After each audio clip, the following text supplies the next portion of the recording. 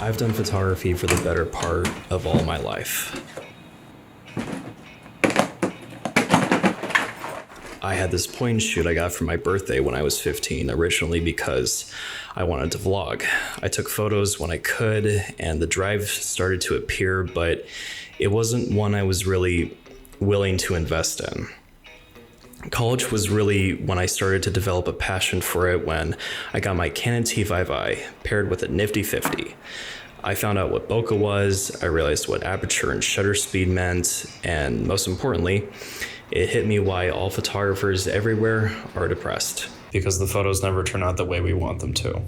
That being said, I kept taking photos until the year of 2020 when I decided to give my Canon T5i a complete facelift that looked like the Canon 5D Mark IV, which is a camera that has become the visual channel to some of my favorite photos I've ever taken.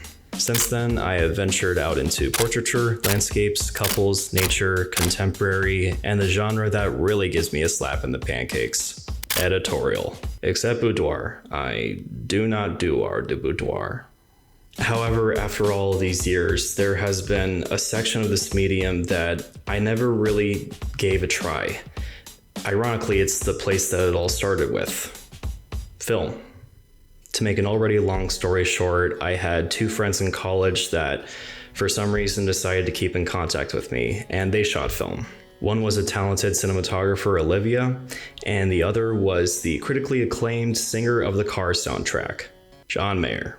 He let me shoot a roll of Superia 400 through his Minolta X700, and needless to say, I was obsessed. It was that fateful day on June 6th of 2021 at 1:49 p.m. John texted me that he was getting rid of one of his 35mm cameras and asked if I wanted it. I of course accepted. The camera was, and still is,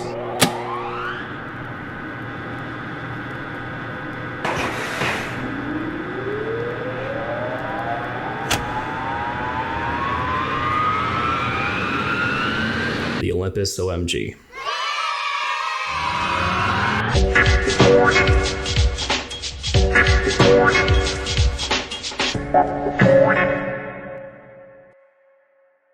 I've done film photography for a little over a year now, and it has completely shifted everything that I thought I knew about this medium.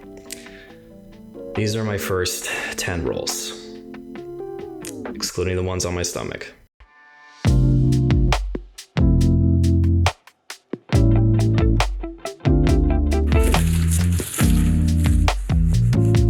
It may come as a disappointment or a one-way ticket to the Cool Kids Club, but the first film that I ever shot was the irreplaceable Portra 400. The only reason for this is because John gave it to me for free because it was my first time shooting film on my own. Thinking that I found a loophole in the system, I tried to convince him on multiple occasions that I hadn't shot my first roll yet. Surprisingly, that didn't work out. Nonetheless, I wasted no time and I slid that first roll of Portra 400 into my Olympus OMG. So let's talk about Portra 400.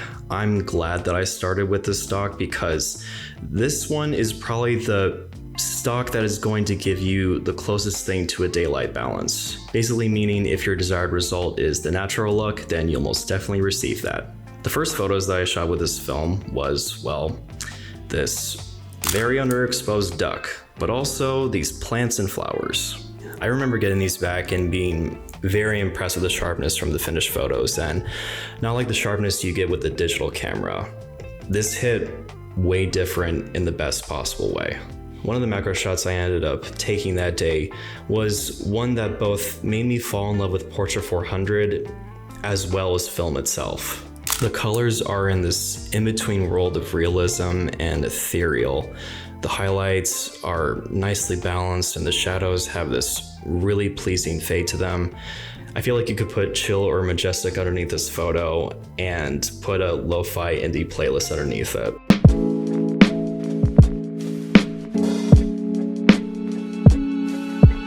I wish. A few days after this, I took a film view of our two cats, Fizzle and Sunny. Fizzle did perfect. Sunny was Sunny, but that's not his fault because I missed the focus. I was getting down to the last 10 exposures of this roll of Portra, so I wanted to test them out on different parts of the day. Both with this sunrise and this evening lamppost.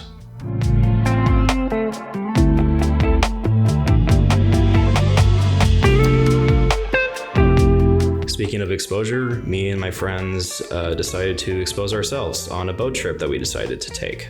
I took portraits of everybody with my digital camera, but I brought out Mount Olympus because the ultimate test for me to fall in love with this stock was to see how it handled skin tones. I took this portrait of my friend Emily, and portrait delivered beautifully. The skin tones are very natural, and I love that even though I shot this at f8, the bokeh surrounding M is still very flattering. But it's this next shot of these two people rowing in the middle of the lake that has become one of my favorite film photos. I always aim to sprinkle elements of minimalism into my work, and even though I could have added less sky or more water, I love the feeling this photo generates all the same. Kind of like you're just floating. To end the roll, John took my camera from me and decided to capture me in my element, which I don't remember him taking this photo of me because I was, well, lost in the sauce.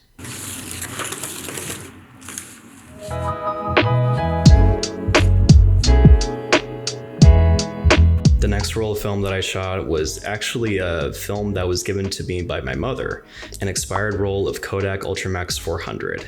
But at the time I just called it Kodak 400 because I didn't know what the name of it was. My mom told me that this roll had been sitting in the cabinet for nearly 15 years. So John told me to underexpose for the whole roll.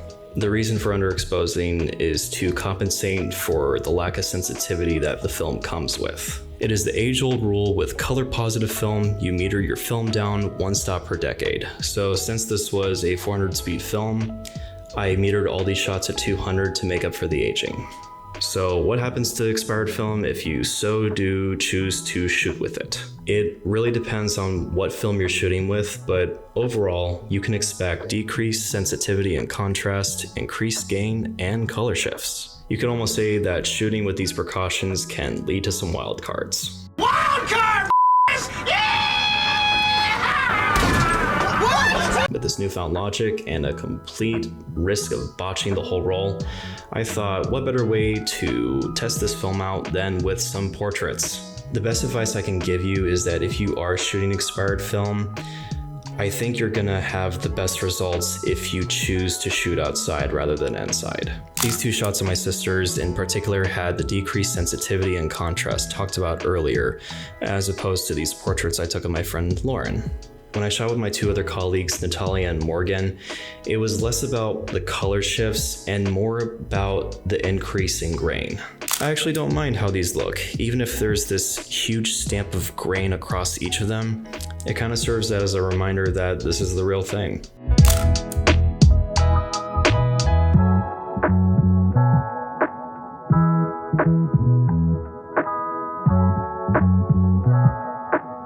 When I was still shooting with this roll, there was one morning that the sky was painting this magnificent canvas for me that I couldn't help but shoot it. And as soon as I got everything framed up, this bird flew in just at the last second. If I were to title this photo, I would definitely call it Dumb Luck, because the moon and chemtrail was more than enough for me, but I think that winged creature just really balances out this image, making it my favorite of this roll. But I of course had to finish off this roll by taking a portrait of the wonderful person that bestowed this roll upon me.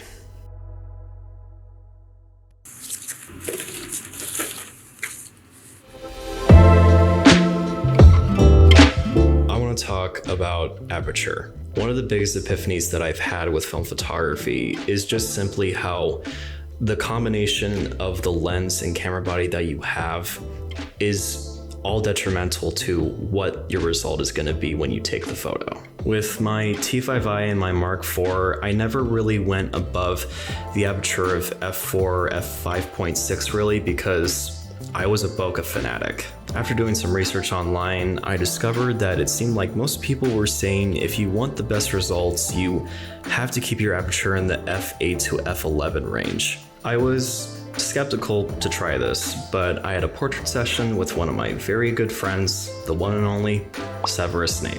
So if I was gonna get experimental, now was the time. I took these two portraits all the way open at f1.8, and as you can tell, I didn't know how to focus with this camera back then. I still don't. Following this, I took the leap of faith and I stopped my aperture all the way down to f8. The difference wasn't immediately apparent to me, but looking back now, I see what those fellows on the internet were trying to say. Not only do you have more wiggle room to get your subject in focus, but you also avoid having this effect that happens to the edges of your photo. This is called focus fall off. Basically what's happening here is the shape of your focal plane is being stretched the more and more that your aperture is open. Field curvature, or in simpler terms, lens distortion.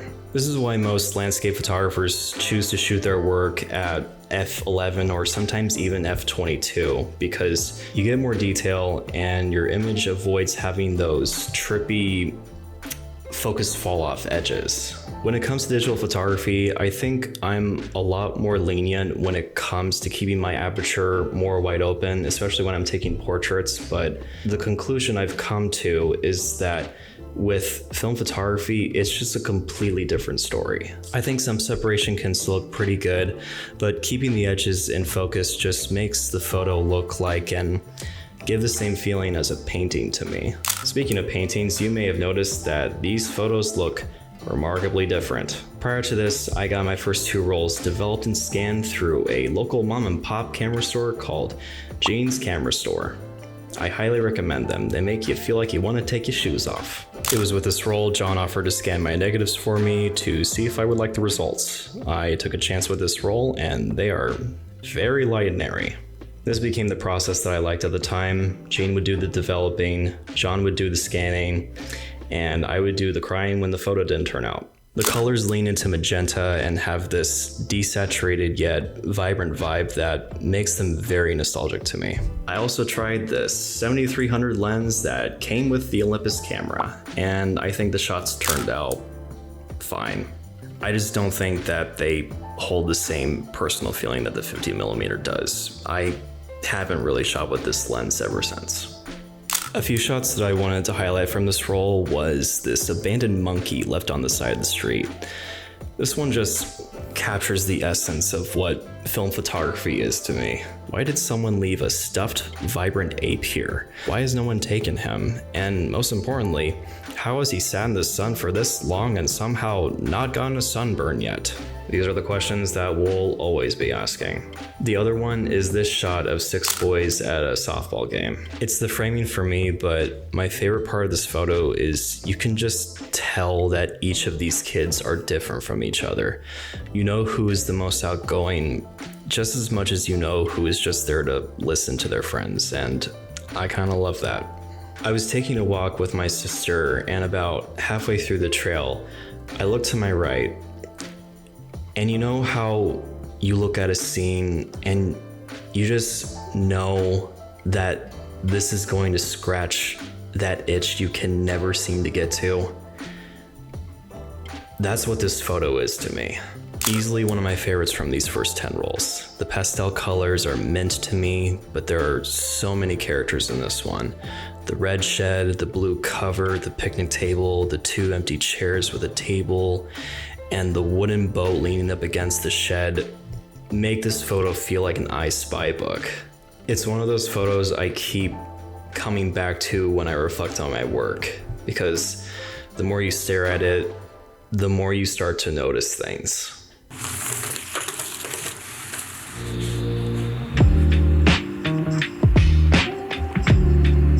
Rumor on the street was that Fuji C200 was being sold for $20 for a 3-pack at Meijer.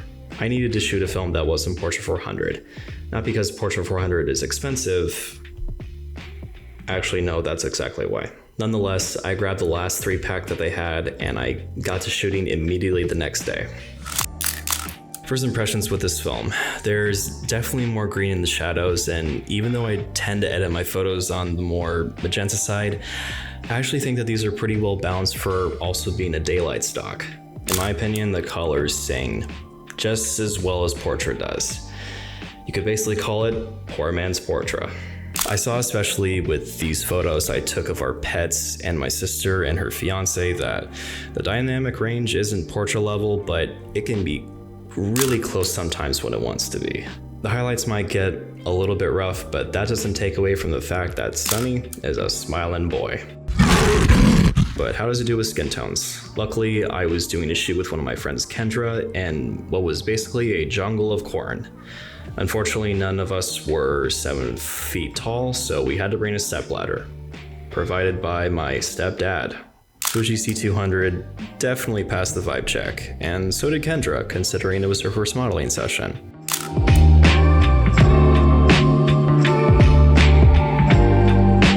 But if there's one thing that makes this film stock stand out, it's the reds that it produces. This shot I took behind my work, I think, displays it the best. This again is one of my favorites from these 10 rolls. It was just meant to be a bike shot, but when I was taking it, I didn't even notice the plants or the staircase, nor did I see the red door on the lower level. But a detail that I love about this photo is the window on the left side is covered by bricks, while the one on the right is completely open. So every time I see this frame, it always gives the impression that this building is winking at me, which, if you're like me, then that makes this photo better. If you're not, then I guess it ruins it for you. The Fuji Reds also popped on this one that I took of John, seeing as how he's a redhead.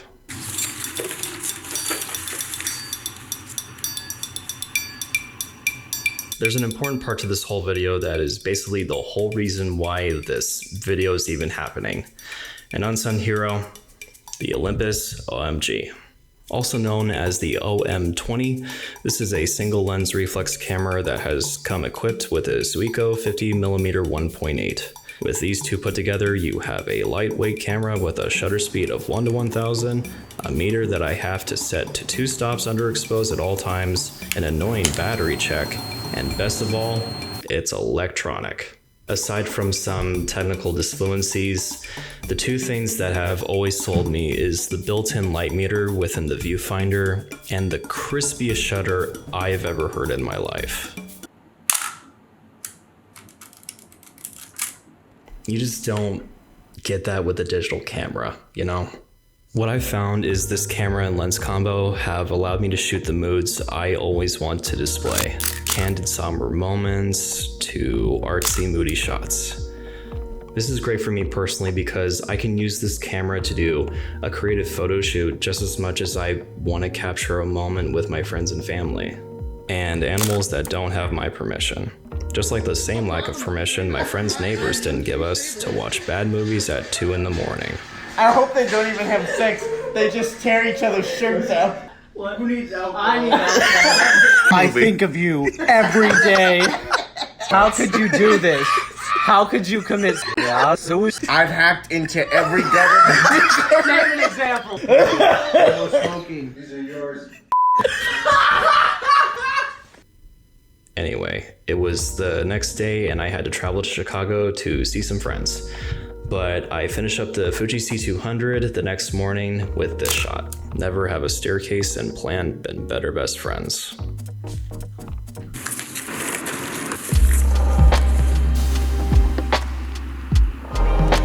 The city of Chicago just didn't really put out the feeling of color to me.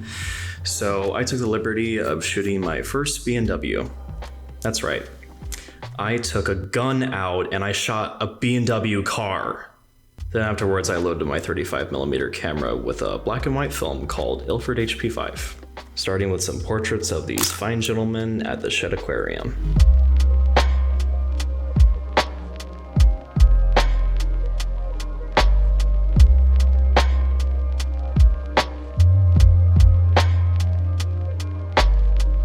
Looking back on this stock to this day, I can't really explain to you all why this is the case, but these act as a time machine to me. I remember exactly where I was and what time of day it was when I took all of these photos. And the crazy thing is, all of the previous color film before this roll that I shot, just for some reason doesn't exude the same exact energy like the black and white does for some reason. And I knew that immediately when I tried these 3 separate shots on this interpretation of the Millennium Monument, with the buildings being the background element, the monument and people being the perfect middle third, and the girl acting as a spectator to the whole scene along with us. This photo made me realize why some people dedicate their lives to street and documentary photography. You get to be the one that dictates what a certain place personifies to the outside world. Specifically this of an ice cream parlor slogan and a couple who aren't exactly doing the best in that time of their lives. I just remember seeing so much heartache in those 48 hours that made up the weekend that it just reminded me to count my blessings. And even after all of those ones in Chicago, I think that my favorite one from this whole stock is actually this one that I took out my front window on my way back home. I love to put my subjects on the lower third and keep them in the middle, but I felt like putting the truck off to the right complemented the placement of the bike on the trunk, and it totally did. I remember when taking these, the thought kept coursing through my head, was it the best idea to shoot all these images on black and white? And I think this image just proves that it was. Ilford HP5 isn't too shabby after all.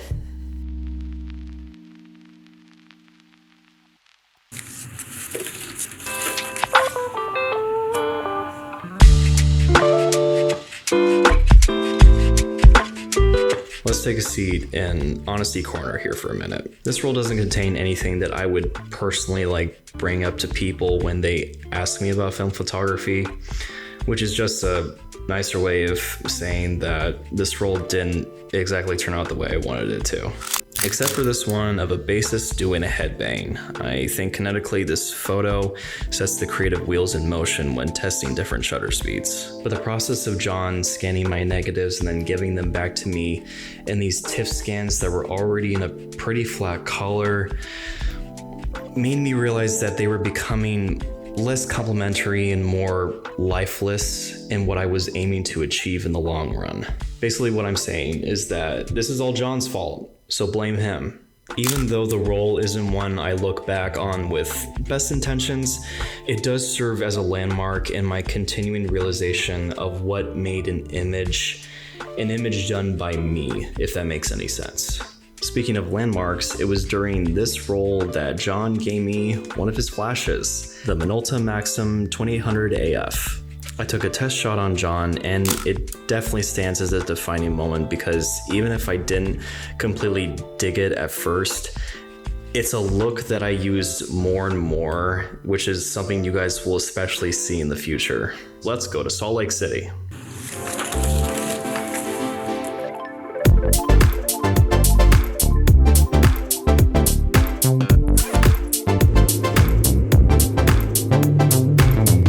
In Salt Lake City. Well, as luck would have it, I got selected to shoot 10 editorials with 19 other photographers, handpicked by Marina Williams, who is one of my favorite photographers.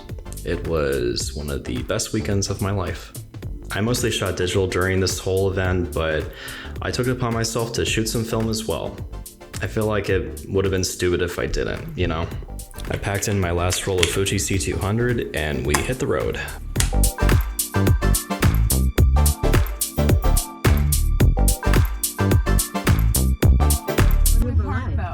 But first I took some mountain pics surrounded by houses and sunflowers.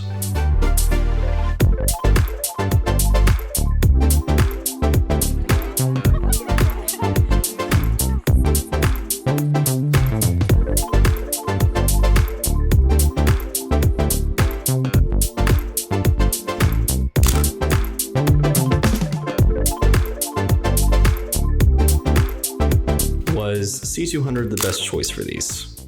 Unfortunately, This is a case where I don't think the stock really did the photos justice. There's a nice pastel warm sheet on all of these, but Portra 400's natural tones probably would have come in better hand since there was so much diversity in the models and the styling. If these weren't TIFF files, I think the final result of these would have been much, much different. So if I ever do end up doing my own scanning one of these days, I'd love to rescan these to see if there was just something that I was missing with them. Okay, it's already going.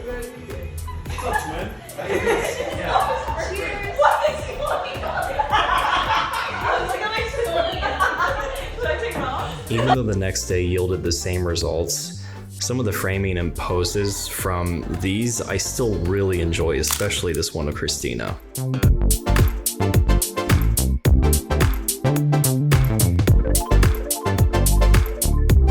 After the studio shoots, we made our way to the Bonneville Salt Flats. Marina's gift to everyone was to take new headshots of us all, and while we waited, we took portraits of each other. One of the people I met that weekend was this very, very talented woman named Clara, and I decided to snap this film photo of her when she asked me to take some headshots of her, and I remember getting this one back and being floored by how good the colors were. Her skin and skirt popped from the white faded void with mountains in the background, and it's one of the photos I remember the most from ColourPop. And before the whole event was over, we took photos of 5 ballerinas and a dirty biker couple. But I didn't get any of the biker couple because I suck. Having to say goodbye to everyone at that event was one of the hardest things that I've ever done.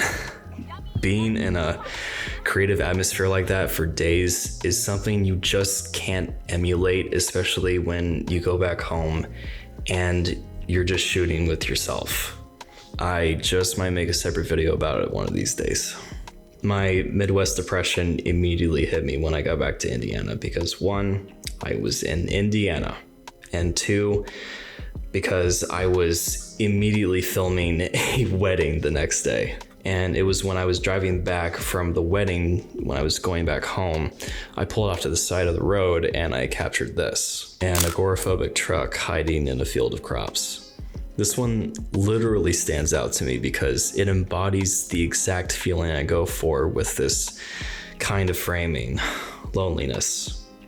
Even though the whole personality of the photo is warm, it's one of those where the more you observe it, you kind of realize since there's only a few things in the frame, maybe that's because the photographer wants you to focus on only what you're given.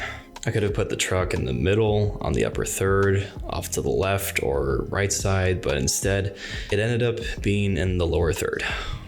Why? Maybe because I'm crazy. But that's art, baby.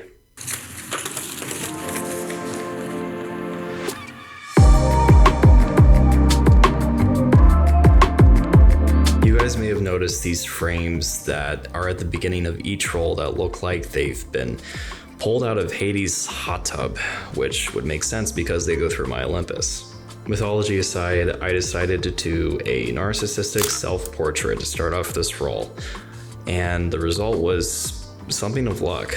It's cool, but I signed a blood oath with myself that this point going forward, every time I take a self-portrait on film, it's never going to be normal. This is a truth I must accept. Something I still haven't accepted with this role, however, is the fact that I shot in overcast. And even though I caught some handsome boys, I can't really say that I'm in love with them. Besides this one of John that looks like a Crystal Castles album cover. The rest of this role is mostly just macro shots of plants around my mom's garden. But I also caught a few of our sleeping king, Sonny, and his paws underneath the door. I also did a portrait session with my friend Rachel, who is a singer, actor, dancer, influencer, and in general, overpowered human being. This shot was taken on both film and digital, and even though I prefer the digital, I love the tone and painting-esque quality of the film quite a bit. Her dress is just complemented so well with her being surrounded by the yellow and red flowers, and the house in the background gives a very big pedestrian undertone to the photo, which is what I love to put in my photos sometimes. Also this shot of my mom, which is straight heat.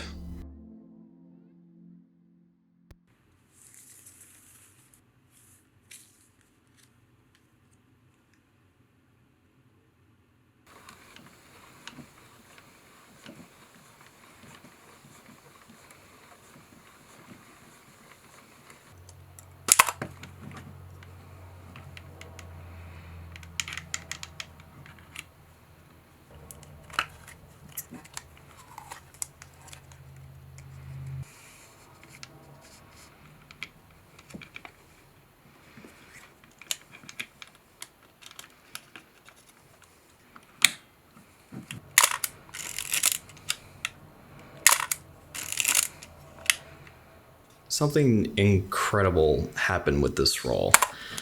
I saw scans that John had done of his own work, and they looked way different than how mine were turning out. He told me that he was putting all of his scans through a Lightroom plugin called Negative Lab Pro. So naturally, I asked him if he could run my latest roll of Portra 400 through them.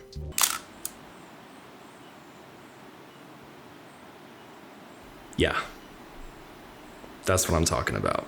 The colors and grade just make so much sense. It entertains the idea that this is how we wished reality looked like, while also keeping the impressionistic nature every photographer goes for these days. It also helped that these were taken at the beginning of autumn, so all the leaves and trees just looked absolutely wonderful. I especially love this shot of a man working on his house. A year ago, I wouldn't have even thought to take a photo like this, but I think the effects of film were taking over in full swing around this time. With film, there's just this urge to capture everyday life in its full element, which is something that I have found myself really wanting to focus on more in my work. This was also the start of a trend where I took a horizontal and vertical of shot because in the moment I just couldn't figure out what I liked best. And since it was fall, that means that there was a Halloween party with my friends right around the corner. You know what's breaking news? Alec Baldwin accidentally shot a person to death Oh my gosh, with wait, a is that prop real? gun. Is that real? Yes! Yeah. Which looked like Smirnoff Ice and dressing up like Bo Burnham. I decided to make use of my Minolta flash again. John captured the whole party much better in my opinion.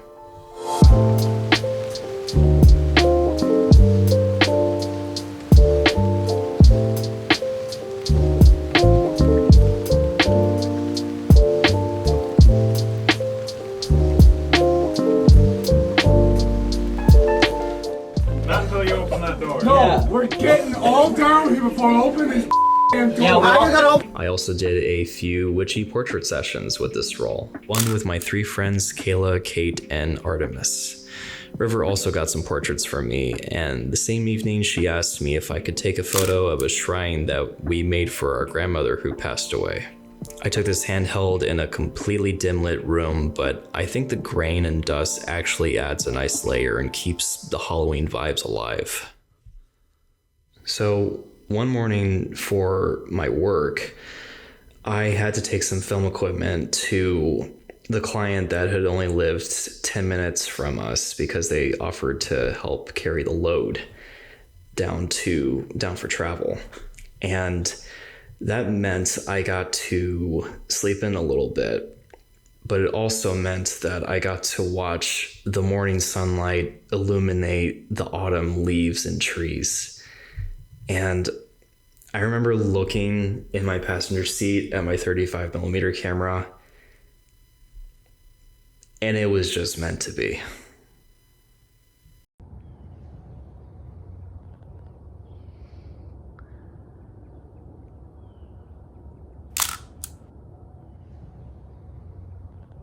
I knew that if I didn't use the last 10 frames of my Portra 400 on these, then I would have regretted it for the rest of my life. And luckily, I didn't pass it up. It's crazy to me because sometimes as photographers, we don't even realize that we pass by a shot every single day we go to work and come back. It was because of the situation that I was seeing my environment in a completely different way that I wasn't used to seeing things.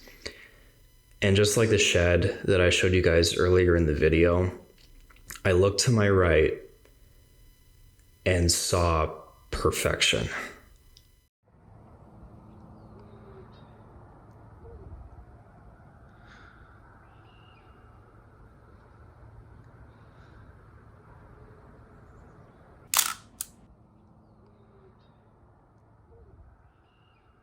This is my favorite 35mm photo I've ever taken. It's exactly what I go for every time I take a photo. The rule of thirds being displayed to their fullest, rich and inviting colors that pull you in, something to spark the drive to go out and start shooting again. Whether that means canceling plans, getting up early, or even coming into work late, this is the reason why we take pictures. To capture a moment in time that we know we're never going to experience again. Pausing everything and learning to breathe physically and creatively again. In case you haven't noticed, I am a pretty sentimental person, which is probably why I shoot film. I like to look back and relive old traditions, not because I'm stuck in the past, but I think it's important to remember where things started.